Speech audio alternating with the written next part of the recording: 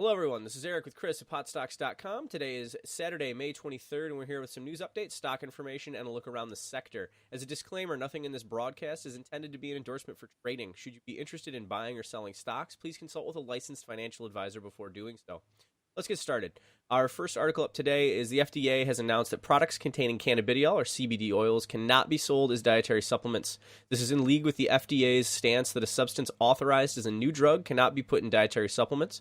This is most closely related in our world to the GW Pharmaceuticals drug Epidiolex, which is used to treat rare forms of childhood epilepsy. Chris, this brings the tagline of the article into question of whether or not GW Pharmaceuticals has done some really serious damage to CBD product industry. Maybe it's the FDA. What is your take on that? No, so I think Technical 420 broke this story. I don't think they destroyed the CBD product industry. I do think they definitely slowed it down for several companies that aren't GWPH, and that'll kind of force them to rethink and relabel how they're going to market their products, and which is also bad for their share prices. And actually, I think they talk about CANV, CBDS, Peak Pharmaceuticals, PKPH, and MJNA all kind of started weakening on this news. And surprise, GWPH started doing pretty well because it's basically functions as one of those like unique advantages now that GWPH has, at least in the short term. So I don't think it over the long term is going to cause a lot of issues for the CBD market, but short term, good for them, bad for competition. Fair enough. All right. Moving forward, we have Technical 420 with MJI News breaking this out with OXIS Biotech, who is a subsidiary of OXIS International, has expressed their desires to move up to the NASDAQ market with a reverse split. Just some metric data for everybody. Their stock has been running on the low end from just about 1 cent to just over 7 cents the past year.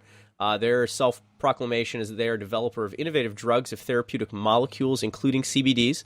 And they've showed just over $7,000 in revenue in 3 months this year. We're looking at, it's kind of a complex issue, but Chris, what are we looking at? What's your take on what would be considered a reverse split?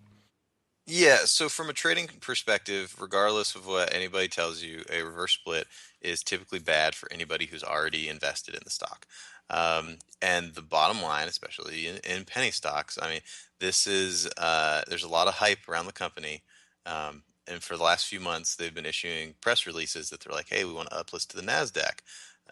And just kind of teasing that in different press releases.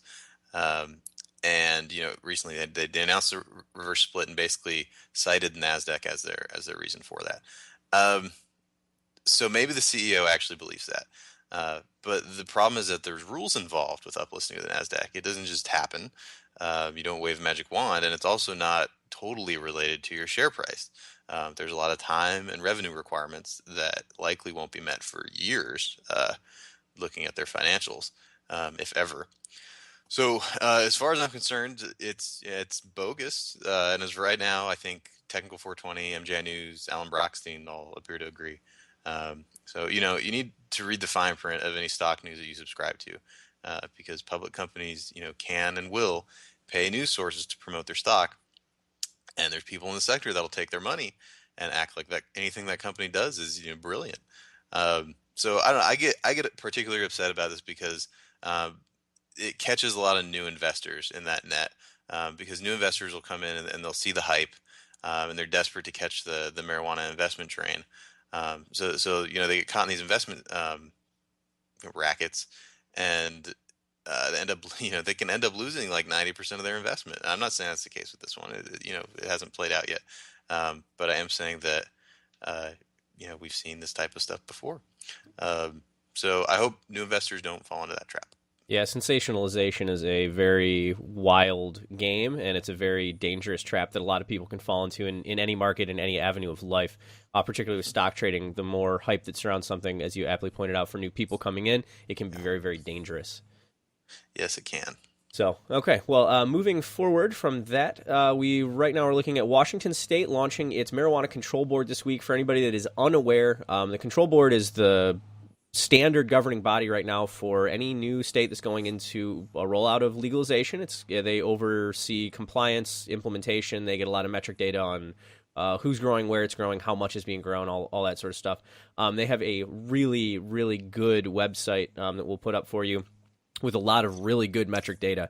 There's a lot of valid and valuable information on board there. So what do you think about that? It's kind of the status quo, but I thought it was very well done. Yeah, so kind of from like a broader level perspective is that the liquor control boards of the states are kind of being looked at to monitor and regulate how the cannabis industry in their states takes off. So for Washington State, they just launched it's called their marijuana dashboard, and it basically shows a whole lot of really good data about retailers, producers, volume of production and prices and stuff across the state. So that is really cool, and they did a very good job with it. I've actually been in touch with their webmaster because I want to steal their maps. Of course. But yeah, so you can, if you're looking for relatively unbiased, just data on state cannabis, production and sales and stuff. Look for the Liquor Control Board websites, and those are typically .gov domains, or go to potstocks.com. Or go to And potstocks.com. yeah, and they're good. They're great sources of data, so I'm glad those are coming online, and we'll be sourcing those.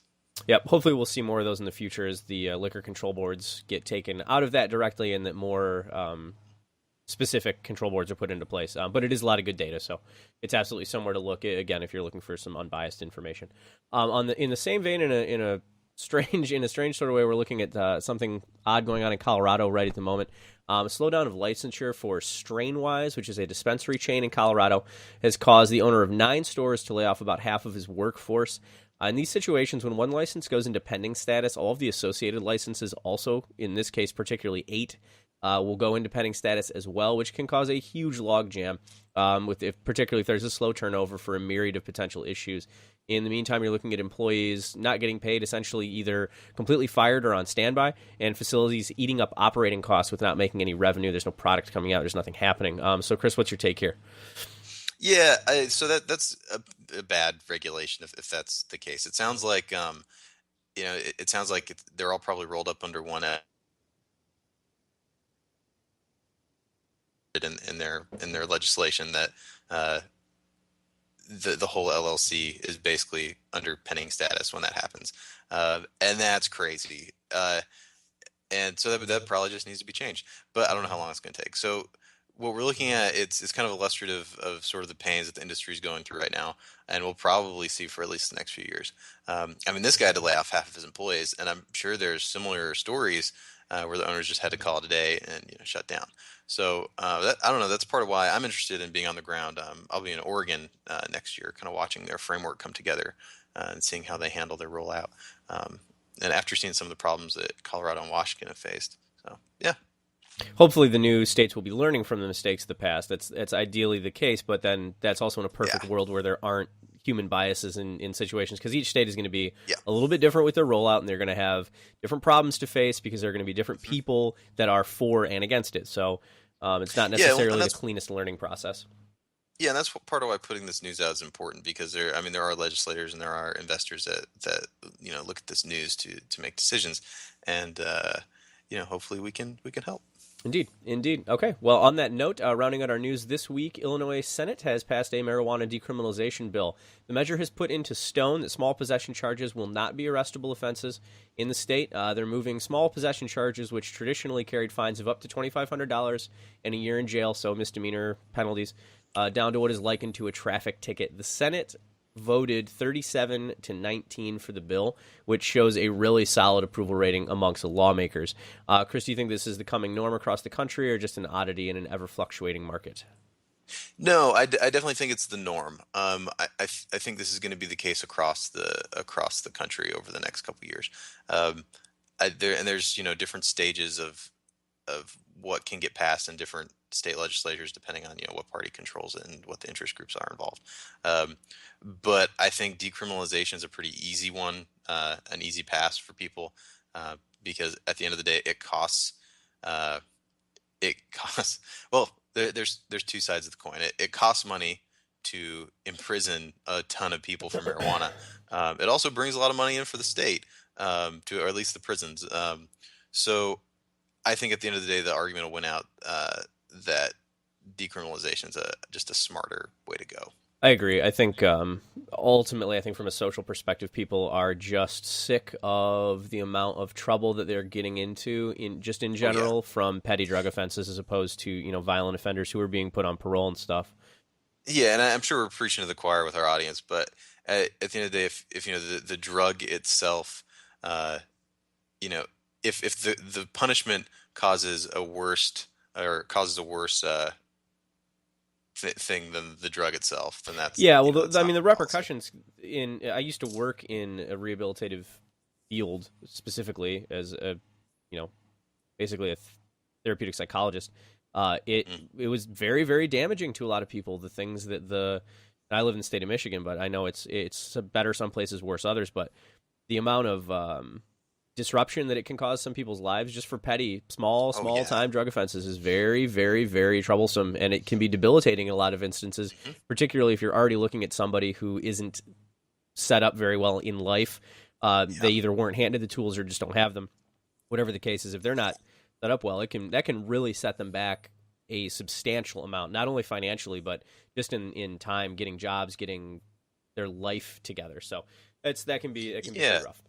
Well, there's also, we have role models at this point, and a lot of the arguments start to kind of crumble away when they're like, this has societal and health effects on people. Well, the last 3 presidents of the country have admitted to smoking marijuana, so it's probably not that debilitating for them. Yeah. But putting them away in prison for several years certainly is. So I'm glad anytime I see this type of legislation. Yep, you and me both. Okay, well, that is going to round out our news articles for the day. We will be back again probably middle of next week with another news update, hopefully with some more interviews for everybody. You can head on over to potstocks.com. You can check out all of our other videos on YouTube currently. Please head over to our web forums on our website, generate some discussion threads on the news that you've heard today. Get that thing moving, and we will see everybody soon. I'm Eric. That is Chris. We're with potstocks.com. Everybody stay in the green.